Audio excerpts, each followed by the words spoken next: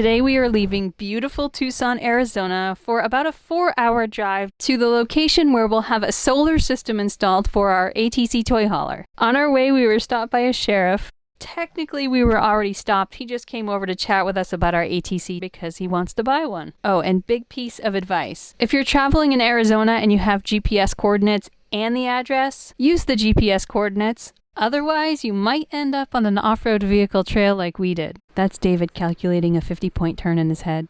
Thankfully, we made it out safely and to our destination before it got completely dark. And we were greeted with this beautiful sunrise in the morning. We are up early and leaving our toy hauler with the Boondoctor for a while we go out and explore. Before we left, we did get a sneak peek at our panels. These are residential panels and larger than I expected. We decided to take a road trip to Quartzsite, Arizona, which is a mecca for winter camping, and we want to see what all the hype is about. There's people camping. There are both free and paid, short and long-term opportunities to camp here in Quartzsite. There also seems to be no shortage of places to buy crystals and other minerals, as well as other local souvenirs. In fact, come January, many of these open spaces will be packed with vendors. There are no grocery store chains here, not even a Walmart, but there are some independent markets. That being said, if I were planning to be here for a while, I would stock up on the things I know I need before I get here. I have food sensitivities and I had a really hard time finding a place to even grab lunch here. There are side-by-sides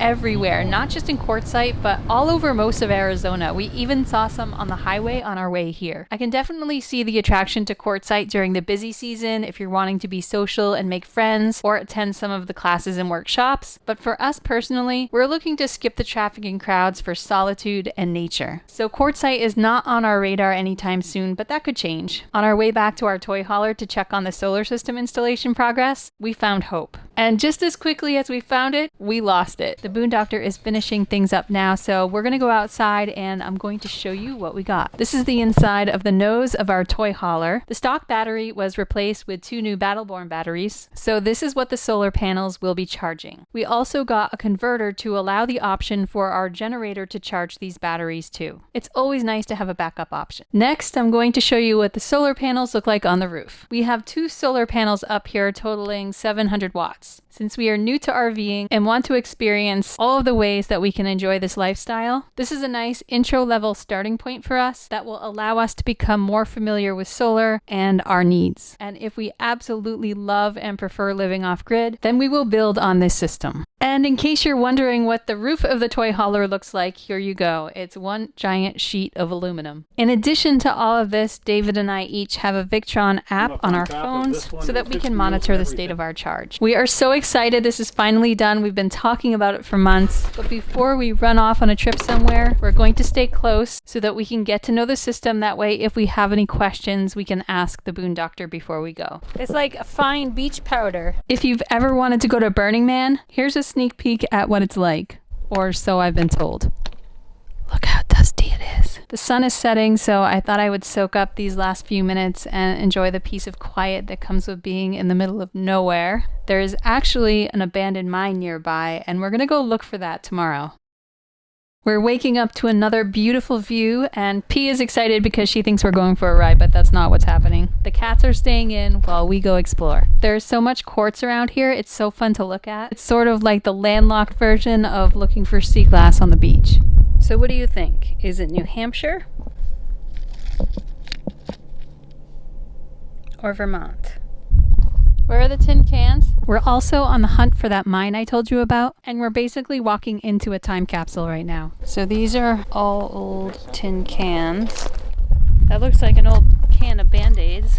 Back in the day, it was customary for people to chuck their trash in their backyard. In fact, I grew up in a house from the Victorian era, and we found so many treasures buried in the yard, mostly glass bottles in beautiful colors. Here there are more cans than bottles, and whatever era these people were from, they didn't bother to bury their trash. This looks like possibly an old applesauce bottle, an old curtain rod, light fixture that melted. Looks like an old tube of ointment, possibly a spring to a mattress. After trying to piece together the mystery of whoever lived here, we finally found the mine. So what is the story with this mine? The short version, or at least my understanding of it, is that the intention was to strike gold. Unfortunately for them, that plan didn't exactly pan out, because this ended up being nothing more than a water well, which I wouldn't complain about in the desert. See if you hear a kerplunk.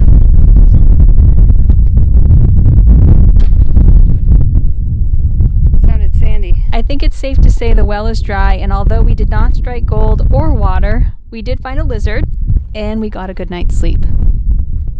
We have another beautiful morning view, and today we have some important things we need to do.